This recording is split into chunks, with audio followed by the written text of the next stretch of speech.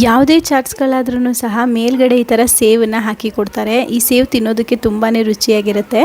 1 cup ಕಡಲೆ ಇಟ್ಟಿದ್ರೆ ಸಾಕು, ಸುಮಾರಾಗಿ 1/4 kg ಆಗೋಷ್ಟು ಸೇವನ್ನ ಮನೇಲೇ ಮಾಡ್ಕೋಬೋದು.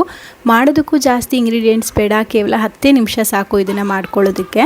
ಮಿಕ್ಸಿಂಗ್ ಬೌಲ್ಗೆ 1 ಕಪ್ ಆಗೋಷ್ಟು ಕಡಲೆ ಹಿಟ್ಟನ್ನು ಹಾಕ್ಕೊಂಡು ಇದಕ್ಕೆ ರುಚಿಗೆ ಎಷ್ಟು ಬೇಕಾಗುತ್ತೆ ಅಷ್ಟು ಉಪ್ಪು, ಅರ್ಧ ಟೀ ಸ್ಪೂನ್ ಆಗೋಷ್ಟು ಅಜ್ವೈನ್ ಅಥವಾ ಓಂಕಾಳು, ಒಂದು ಸ್ವಲ್ಪ ಅರಿಶಿನ ಪುಡಿ, ಇದಿಷ್ಟನ್ನು ಹಾಕ್ಕೊಂಡು ಚೆನ್ನಾಗಿ ಮಿಕ್ಸ್ ಮಾಡ್ಕೋಬೇಕು.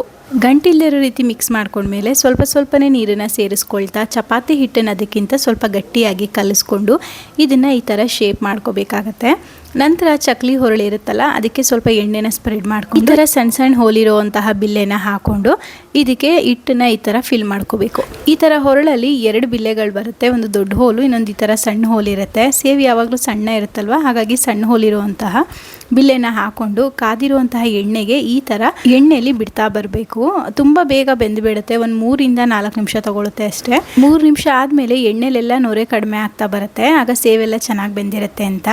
ಇವಾಗ ಇದನ್ನು ಒಂದು ತಟ್ಟೆಗೆ ಹಾಕ್ಕೊಂಡು ಒಂದು ಸ್ವಲ್ಪ ಹೊತ್ತು ಬಿಟ್ಟು ತಣ್ಣಗಾದಮೇಲೆ ಇದನ್ನು ಕೈಯಲ್ಲಿ ಪುಡಿ ಮಾಡಿಕೊಂಡ್ರೆ ಆಯಿತು. ನೋಡಿ ಎಷ್ಟು ಗರ್ಗರಿಯಾಗಿದೆ ಅಂತ. ಟೇಸ್ಟ್ ಅಂತೂ ತುಂಬಾ ಚೆನ್ನಾಗಿರುತ್ತೆ. ನೀವು ಒಂದ್ಸಲ ಟ್ರೈ ಮಾಡಿ, ಹೇಗೆ ಬಂತು ಅಂತ ಕಮೆಂಟ್ ಮೂಲಕ ತಿಳಿಸಿ.